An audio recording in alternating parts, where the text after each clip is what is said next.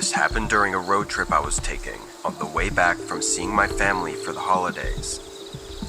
I'm not usually one to drive more than a couple hours because I much prefer flying, but this year the tickets to where I was going were way more expensive for some reason.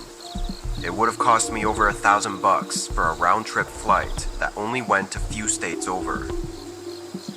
I had planned everything out so that I'd get home a few days before I had to go to work, but a snowstorm blew in on the day I was going to leave, so I had to stay an extra 2 days before finally starting the drive. The roads were empty since it was past the holiday rush, and most of the drive is pretty out of the way from the big cities. The hardest part of it was always staying awake and fighting the boredom.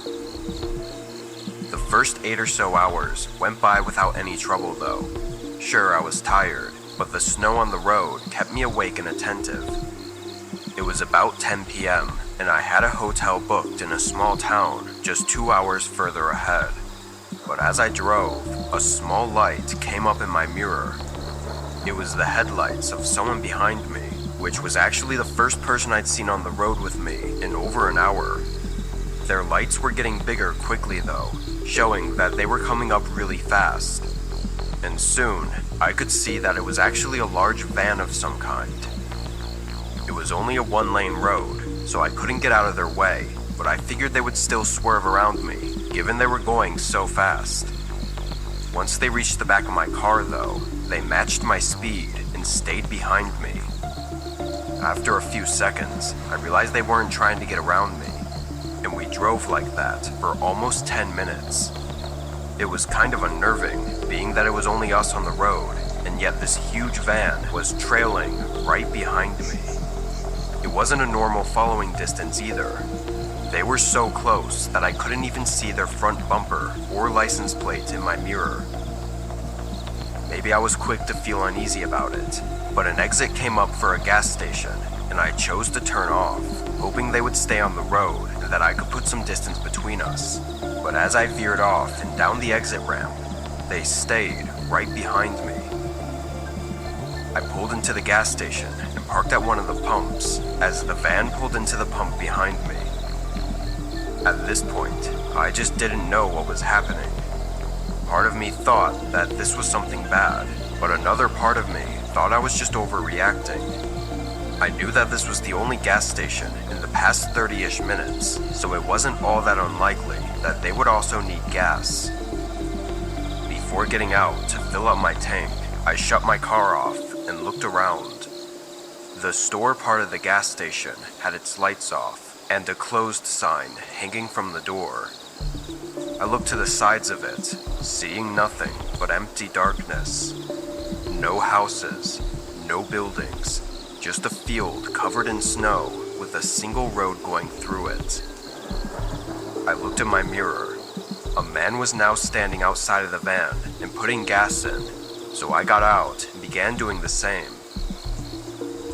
As the numbers slowly ticked on the gas meter, the man quickly put his pump back and sealed his gas cap. I looked over, seeing him walking to the back of his van. Then I heard the loud ratcheting sound of the back door being lifted open. There was something in that moment, maybe a gut feeling or just an instinct of some kind, that told me to get out of there. I pulled the pump out of my car, and not even a second later, 3 men were sprinting at me from around the back of the van. I dropped the pump on the ground and quickly got in my car, locking the doors just as one of them grabbed the handle and tried to rip it open. I was shaking and moving as quick as I could to get the car on. All 3 of them went around trying each door, but then immediately sprinted back to their van before I'd even had the chance to pull away. When I did though, I saw them drive away soon after, going in the opposite direction, down the way we had come from. I let the police know what happened, but never even got a call back with any updates. I think it's obvious they were trying to abduct people under the cover of night on the vast, unpopulated highway. What's terrifying is how confident and, for lack of a better word, professional the whole operation was. It seemed that as soon as they realized I was securely in my car and it wasn't going to be effortless, they fled the scene without even needing to communicate with each other. It was like they had done it many times before. What would have happened if they'd gotten me? I don't know, but I urge everyone to learn from my mistakes because you may not be as lucky as I was.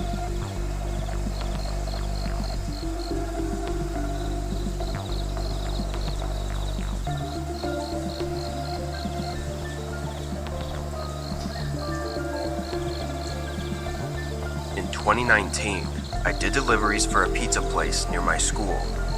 I'd work most days after class, so I could afford to pay for my car and rent. It wasn't a great job in any aspect, but it was good enough to get me through college without being completely broke. This night was no different than most in the beginning. I clocked in at 6 and delivered for 3 hours straight, then took a lunch break and started again at 9:30. I picked up the next order and started heading to the place. The address didn't look like a house, but the route it took me on to get there was not what I was expecting. It took me further out from town, away from most houses and stores, and into a business center. It was an area full of small office buildings and nothing else. I drove down the road and couldn't really tell what any of the addresses were, so I just followed the directions on the GPS and hoped it would take me into the right parking lot.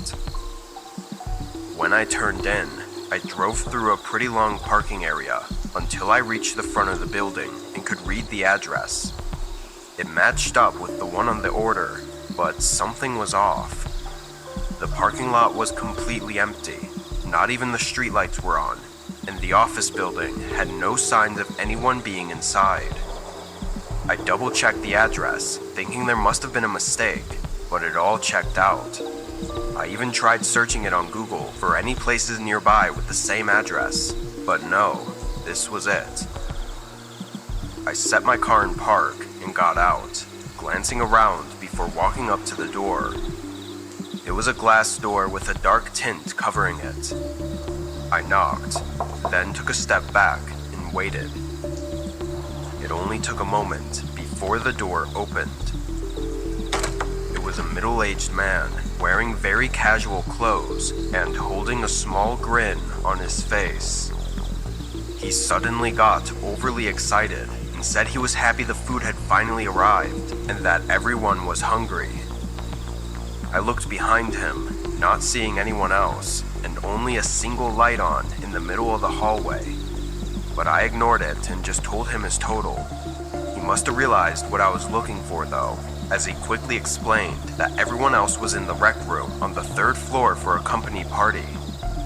I smiled to be polite, but the man was talking with an overwhelming amount of excitement. So much so that it almost felt like he had to be faking it. He pulled out his wallet and handed me cash for the pizzas, along with a $10 tip. But as I took the money, he asked me for a favor. He wanted help bringing the pizzas up to the 3rd floor. The man had put me in a strange position. Having taken the generous tip already, it felt like it would only be right to help him. On the other hand though, carrying a few pizzas isn't exactly difficult, and it didn't seem necessary by any means. He started walking without me having answered yet, urging me to follow him as he made his way to a door leading to some stairs. I trailed behind, keeping my distance of following him into the stairwell. As I entered though, I felt a cold rush of air and noticed all the lights were off. Only the small light from the hallway lit the entrance to the stairs. The man started making his way up, but stopped once he realized I hadn't continued following him. He turned and made a humorous remark about the lights, but his grin was quick to leave once he saw that I wasn't going to follow him anymore. There was no hesitation as he came rushing down toward me with anger in his eyes. I tossed the pizzas on the ground, rushing out of the door and into the hallway, then running for the exit and bolting to my car. I saw the man come partly out of the front doors before going back in and slamming them shut. I immediately called the police after driving to a different parking lot. The man had run off by the time they got there, and since he paid in cash, there was no way to know who he really was. The office building was empty though, and there was nobody else on the third floor, so it's clear that it was just some sort of trap. What he had ready for me on the third floor is unknown, and I hope that nobody ever has to know.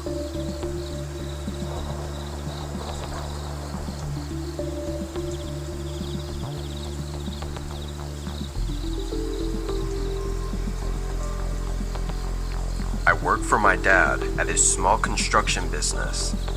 He runs a yard and warehouse full of materials, as well as manages the job sites the workers are at. Since I was only 17 at the time, my job was to basically be the errand boy. I'd drive materials back and forth and pick up anything that was needed.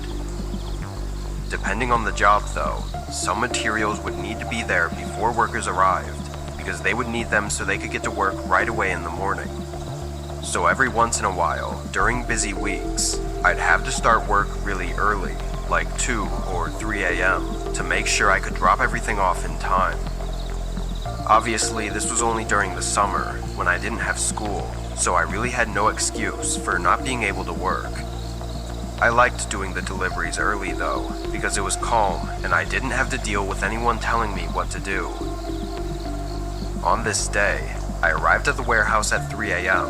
and loaded up, then started making my way to the job site. It was a repair job on an old, maybe even abandoned, building at the edge of our town.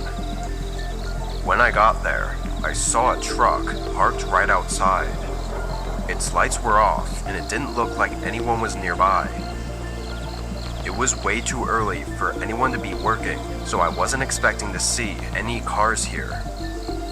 I parked and got out, walking up to it and seeing that it wasn't a company vehicle either. The windows were tinted and I couldn't see inside.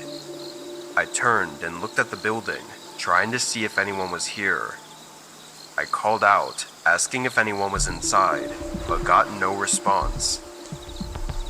Feeling a little weird about it, I pulled out my phone and called my dad. It rang for a minute, then went to voicemail. Figuring it was probably just a worker's personal truck that they'd left there, I went back to my truck and started unloading the materials. It took probably an hour, then I got back in and started to drive off. As I left the area though, I looked in my rearview mirror, and suddenly, the truck's lights turned on. I practically slammed on my brakes, stopping on the side of the road and watching as the truck started to back out. Someone was in there the whole time. Knowing that, I was sure that it couldn't have been a worker because they definitely would have responded to me. I sat and watched as they made their way out of the parking area and onto the road. I grabbed my phone and quickly dialed my dad's phone number again. While I waited for him to pick up, I looked over, seeing the truck had stopped right next to me. I stared at their window, knowing someone behind it was probably staring at me. I tossed my phone on the seat and started to drive forward, but the truck was quick to match my speed and prevent me from getting back onto the road. But there was nowhere else for me to go. To my left were trees, and to my right was this truck blocking my way. I started to panic, putting the car in reverse and trying to back up. The truck did the same until they tapped the side of my car, making me lose control and slide completely off the shoulder and hit the side of a tree. The truck quickly stopped right at the top of the road, as if they were going to get out. But then their brake lights suddenly turned off again as they put it back in drive and sped away. Just 20 seconds later, another car pulled up to the side of the road, and a man got out and ran up to me, asking if I was okay. I didn't know his name at the time, but it was one of the workers that was just arriving at the job site. He only saw the last bit of what happened, but said he recognized the other truck as Samuel's, who was another worker my dad had hired a few months ago. As it turned out, a bunch of tools and materials were missing from the job site, adding up to almost $10,000, and that's only from that one night. He could have been slowly stealing a few things at a time over the past few months. I think what happened that night, though, was that Samuel thought that by me seeing his truck, it would eventually all get traced back to him and he'd get caught, so he tried to stop me.